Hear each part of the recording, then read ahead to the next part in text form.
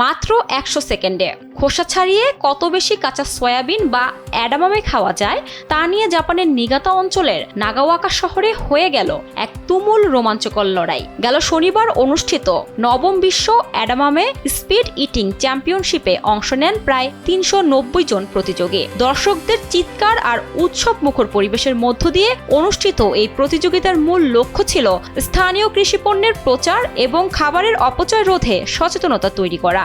Japan নিউজের প্রতিবেদনে এমনটাই উঠে এসেছে। এবারের আসরে 88 জন একক প্রতিযোগী এবং 3 জন করে মোট 100টি দল অংশ নেয়। প্রতিযোগিতার নিয়মটি যেমন আকর্ষণীয় তেমনই কঠিন।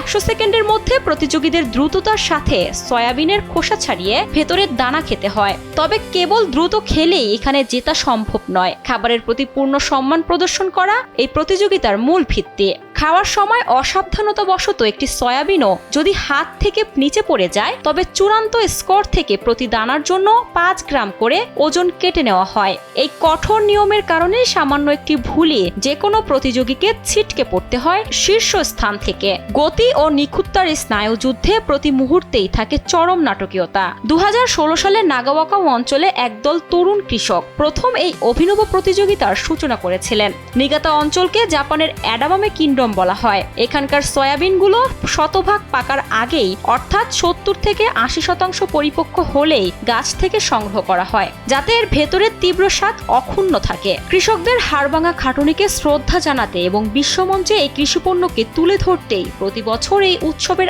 আয়োজন করা হয়।